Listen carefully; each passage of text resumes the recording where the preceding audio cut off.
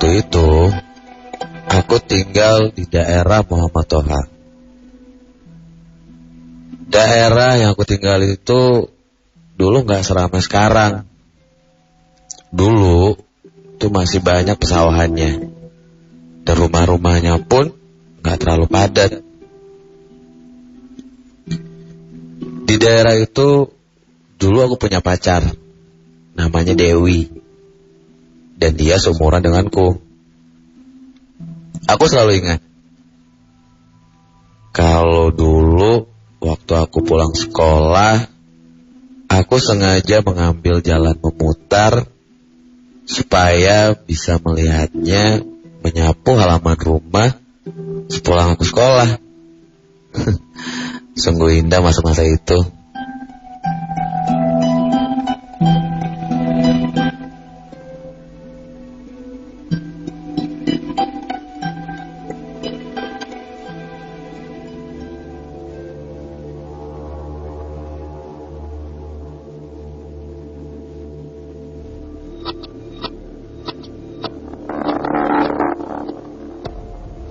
Singkat cerita ini terjadi pada saat malam 17 Agustusan di tempat tinggalku. Semua remaja di daerahku lagi sibuk mempersiapkan segala sesuatunya untuk perlombaan esok hari. Dari mendekor gang sampai menancapkan pangkal pinang di lapangan. Tapi berbeda dengan aku, yang cuman bermalas-malasan di kantor kelurahan sambil melihat teman-temanku yang lagi bekerja. Aku sedikit kecewa karena Dewi tidak datang membantu persiapan 17 Agustusan. Adiknya Dewi, Ratna, dia bilang kalau Dewi sedang sakit, jadi gak bisa ikut membantu. Tapi ya udahlah. Walaupun aku sebenarnya sangat berharap kalau Dewi bisa datang.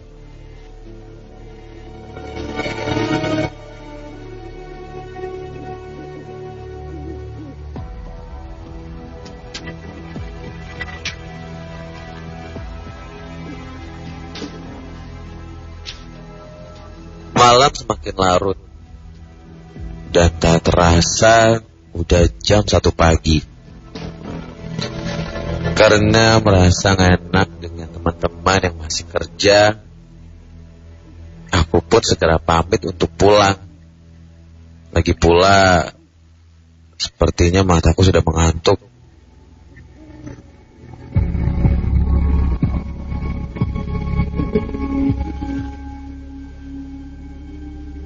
Aku sengaja mengambil jalan memutar. Niatku untuk menjenguk Dewi sebelum pulang. Walaupun aku berpikir sepertinya gak mungkin juga ya kalau Dewi masih bangun. Lagian ini kan udah terlalu malam. Tapi ya siapa tahu keluarganya masih belum tidur. Soalnya kan besok 17 Agustusan pasti masih rame. Apalagi ayahnya Dewi adalah ketua RW-nya.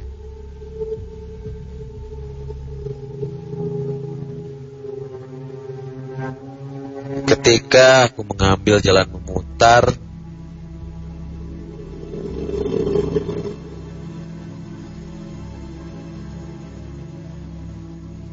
tiba-tiba dari ujung gang rumah Dewi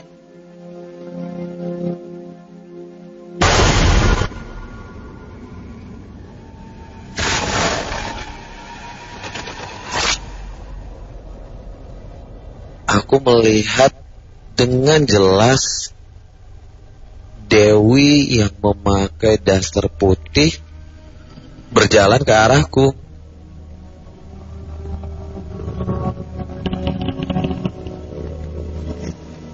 Aku yang masih heran mencoba memperjelas pandanganku. Tapi itu memang Dewi. Jarak semakin dekat dan kulihat Dewi hanya menunduk dan tidak melihat ke arahku. Kemudian aku memberanikan untuk bertanya, "Wi, mau kemana malam-malam kayak gini? Lagian, bukannya kamu sakit?"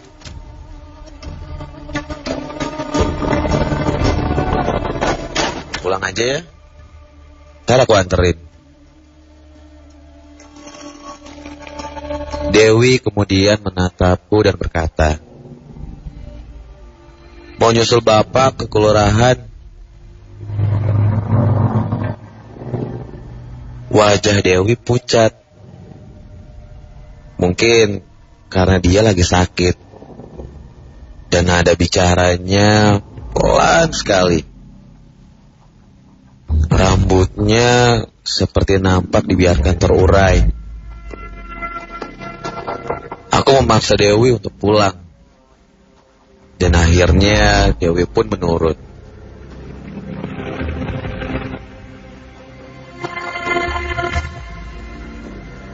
Belum sampai di ujung gang, tiba-tiba saja dengan nada lirih, Dewi memintaku untuk menggendongnya.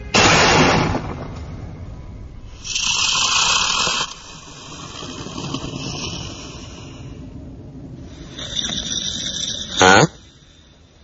Gendong? Gimana ya? Bingung."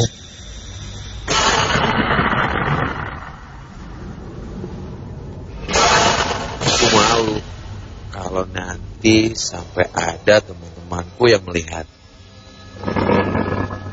Lagian, aku harus lewat depan gang kalau mau mengantar Dewi.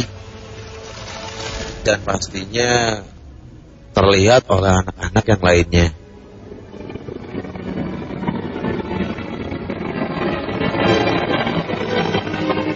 Walaupun ragu, aku menganggukkan kepala dan langsung kurendahkan badanku.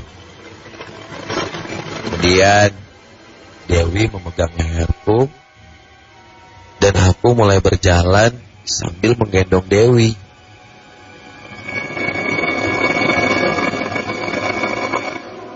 Tapi sepertinya ada yang aneh deh. Badannya Dewi terasa sangat dingin. Mungkin karena dia lagi sakit. Dan beberapa menit aku berjalan menggendong Dewi. Tapi kenapa ya? Kok rasanya jauh sekali. Padahal ujung gang sudah terlihat dengan jelas. Dan aku udah bisa melihat kendaraan yang lalu lalang. Dan sekarang badan Dewi terasa makin berat.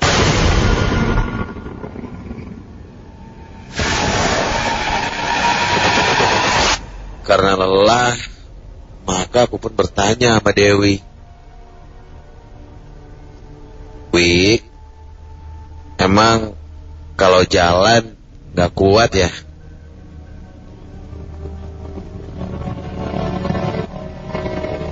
Tak ada jawaban dari Dewi.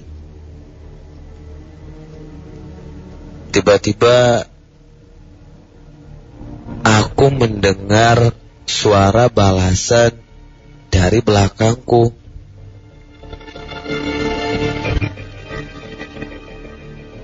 "Emang berat ya?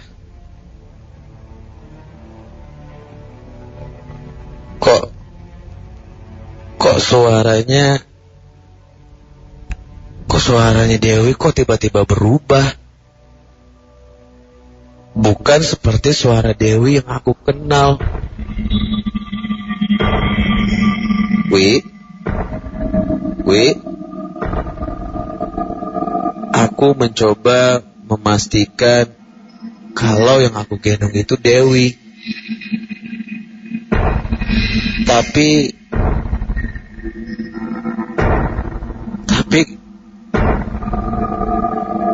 kenapa berat ya gendong aku?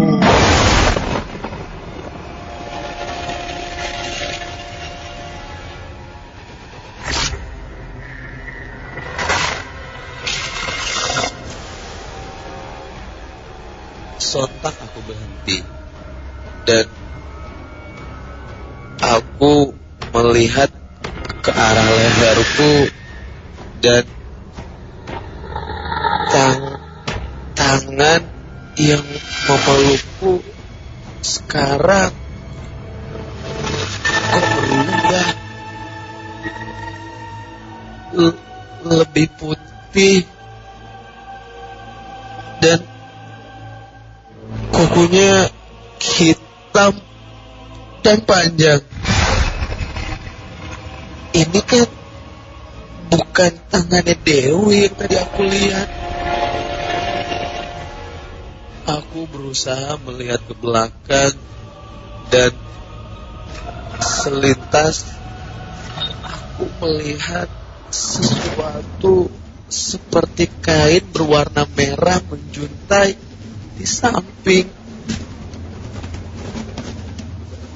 Dengan penasaran, pelan-pelan aku memalingkan mukaku ke belakang. Astaga. Aku langsung berusaha melepaskan tangannya. Tapi dia terus mencekikku dengan sangat kuat. Dan ternyata yang aku gendong tadi bukan Dewi. Ini jelas bukan Dewi, melainkan sesosok wanita dengan rambut panjang menjuntai dan menggunakan kain merah. Ya Tuhan, matanya besar dan berwarna merah darah. Mulutnya mengeluarkan darah dan lidahnya, astaga, lidahnya panjang dan menjulur.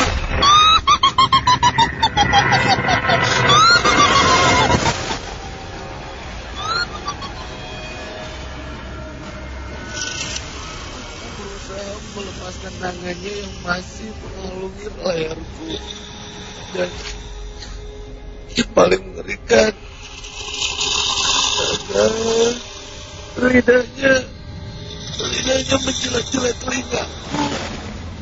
Aku panik. Makhluk apa ini ya Tuhan? Sambil tertawa cekikikan, dia terus menjilati kupingku. Di tengah kepanikan itu, tiba-tiba aku melihat Adi dan Reno berjalan ke arahku. Aku segera berteriak, tapi Reno dan Adi, mereka berjalan sangat tenang sekali, seolah mereka tidak melihatku. Makhluk itu terus menjilati kupingku. Tuhan, Reno dan Adi hampir mendekatiku. Mereka berjalan dengan tenang, seperti mereka tidak melihat aku di situ. Reno, Adi.